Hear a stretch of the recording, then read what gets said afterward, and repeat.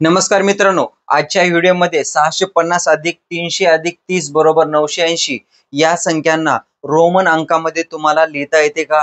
नसेल तर मित्रांनो, आजच्या व्हिडिओमध्ये आपण 1 ते 3000 पर्यंतच्या संख्यांचं रोमन अंकामध्ये बेरीज आणि वजाबाकी आणि त्याचबरोबर लेखन कशा प्रकारे करणार आहोत ते आजच्या व्हिडिओमध्ये आपण पाहणार आहोत। तर चला मित्रांनो, लगेच आपण व्हिडिओला सुरुवात करूया। या ठिकाणी सर्वप्रथम आपण बघितलं मागील व्हिडिओमध्ये 1 ते 50 संख्यांचं रोमन अंकामध्ये कशा प्रकारे लिहायचे ते पाहिलं। आता त्यानंतर 50च्या पुढच्या लक्षात घेऊया। बघा, ज्या ज्या ठिकाणी आपल्याला 50 दिसेल तर त्या ठिकाणी आपल्याला एल ही संख्या घ्यायची आहे। म्हणजेच कसं, समजा 50 असेल तर आपण एल घेऊया, समजा 51 असेल तर आपल्याला माहिती आहे 5 साठी काय लिहायचं आहे, एल लिहायचं, आणि 1 साठी आपल्याला माहिती आहे की एक आय काढायचं, एल आय म्हणजेच 51। आता समजा 55 आहे, 55 ही संख्या लिहायची असेल तर 5 ही दशक स्थानचं आहे, 50 आहे, 50 साठी आपण लिहितो एल आणि 5 साठी लिहितो व्ही, म्हणजे एलव्ही म्हणजेच 55। अगदी त्याच प्रकारे आपण 50 ते 59 पर्यंतच्या संख्या लिहू शकतो। त्यानंतर आपण बघूया 60 ही संख्या लिहिण्यासाठी आपल्याला लक्षात ठेवायचं आहे 60 संख्या कशी बनली। तर 50 ला आपल्याला माहिती आहे एल आहे, एल मधून एक्स ही संख्या वजा केली, एक्स म्हणजे किती आहे 10 आणि एल म्हणजे 50, 50 मधून 10 वजा केल्यानंतर मिळतात 40। मग 40 ला लिहिणार आपण, 40 ला आपण लिहिणार आहोत आपण एक्सएल। क्लिअर आहे। अगदी त्याचप्रमाणे आता या ठिकाणी 60 आहे, 60 लिहायचं असेल तर काय करावं लागेल, 50 ला आहे, 50 ला काय लिहितो आपण एल आणि त्यामध्ये 50 मध्ये 10 टाकायचे, तर तेव्हाच आपल्याला 60 ही संख्या मिळते। एल एक्स म्हणजेच किती झाले 60। क्लिअर आहे। आता समजा 70 सांगितले, सर्वप्रथम आपण तुकडा करायचे 70 चे 50 अधिक 20, 50 ला लिहितो एल आणि 20 ला लिहितो एक्स एक्स, म्हणजे एल एक्स एक्स हे 70 या संख्येला आपण लिहू शकतो। अगदी त्याचप्रमाणे आपण 60 ते 69 पर्यंतच्या संख्या देखील लिहू शकतो।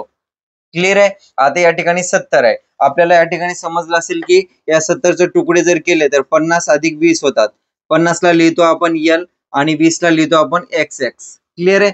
अगदी त्याचप्रमाणे आपण 50 ते 90 पर्यंतच्या म्हणजेच 80 पर्यंतच्या संख्या लिहू शकतो।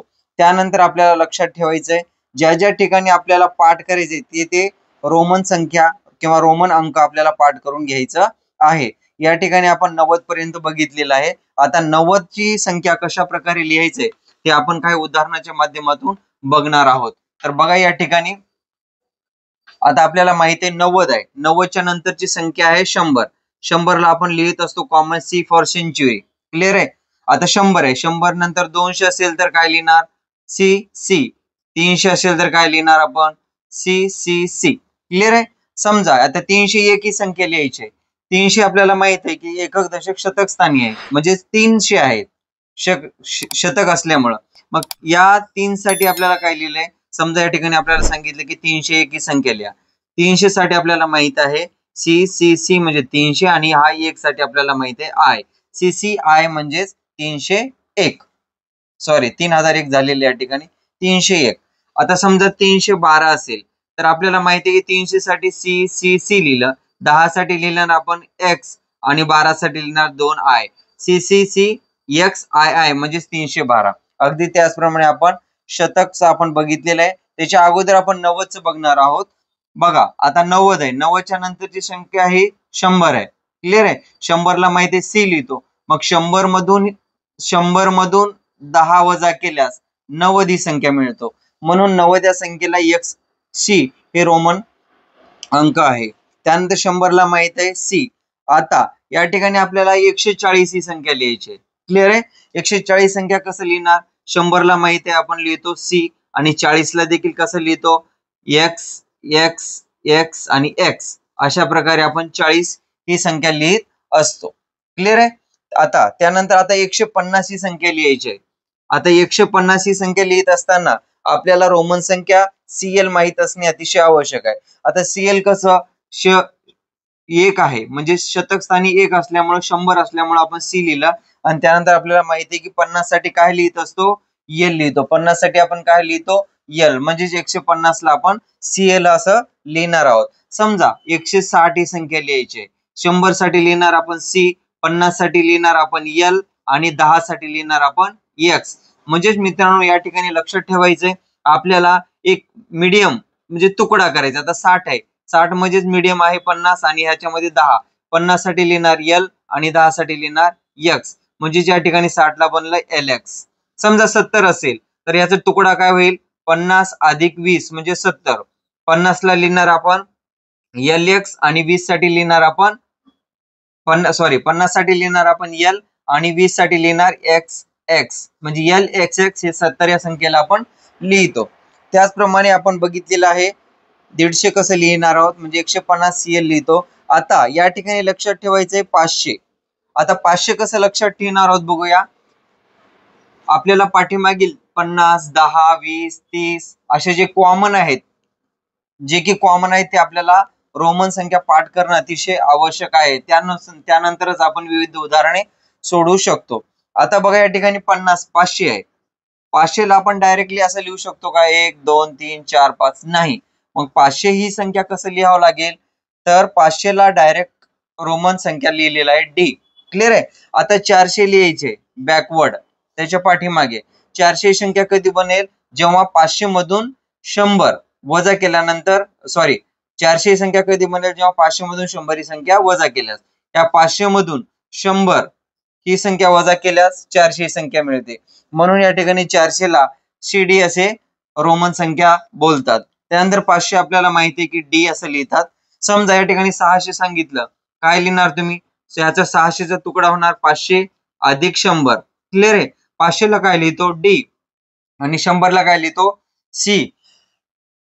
म्हणजे या ठिकाणी तयार झाला DC म्हणजे 600. मग 700 कसा तयार होणार, याचा तुकडा 500 अधिक 200, म्हणजे 500 ला आपण लिहितो D आणि 200 ला लिहिणार DCC. क्लिअर आहे. आता तुम्हाला प्रश्न पडला की 712 कसे लिहायचे किंवा 710 कसे लिहायचे. आपल्याला माहिती आहे 700 चं लिखाण कसं करतो, 500 ला काय लिहितो आपण, 500 ला आपण लिहित असतो बघा D. क्लिअर आहे. त्यानंतर त्याच्यामध्ये 200 ऍड केले म्हणजे 2CC आणि त्यानंतर हा आहे 10 म्हणजे DCCX म्हणजे 720. क्लिअर आहे मित्रांनो. त्यानंतर आपण बघूया आता 900 बरोबर. त्याच्या अगोदर आपल्याला माहित असणं पाहिजे 1000. 1000 ला काय लिहित असतो M. 1000 ला काय लिहितो M.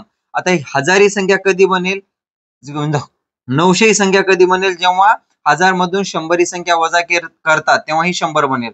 म्हणजेच 1000 मधून 100 ही संख्या वजा केल्यानंतर 900 ही संख्या मिळते. म्हणून या ठिकाणी 900 या संख्येला CM हे रोमन अंक आहे आणि 1000 ला M आहे. आता तुम्हाला प्रश्न पडला असेल 2000 ला काय लिहिणार, तर डायरेक्ट लिहिणार तुम्ही MM हे 2M, डबल M म्हणजे 2000.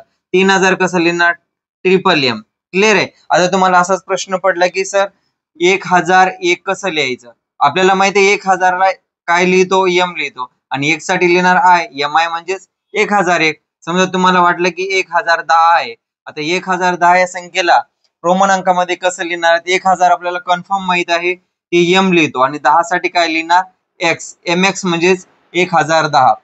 बघा मित्रांनो, अशा प्रकारे तुम्ही हे जर संपूर्ण तुम्ही पाठ करून ठेवले. 50 ला काय बोलतात L, 60 ला तर माहित आहे कॉमन आहेत म्हणजे 50, 100, 500, 1000 या ठिकाणी हे जर रोमन संख्या पाठ केली तर तुम्ही 1 ते 3000 पर्यंतच्या कोणत्याही संख्या लिहू शकता, तेही रोमन अंकामध्ये. अगदी त्याचबरोबर स्पर्धा परीक्षेमधील नवोदय, स्कॉलरशिप आणि सैनिकी यामध्ये रोमन अंक ची बेरीज आणि वजाबाकी हमखास विचारले जाते. तर मित्रांनो, व्हिडिओ आवडले असेल तर व्हिडिओ खाली सबस्क्राईब बटनाला क्लिक करा, जेणेकरून तुम्हाला अशाच प्रकारचे व्हिडिओ मिळत राहतील. थँक्यू.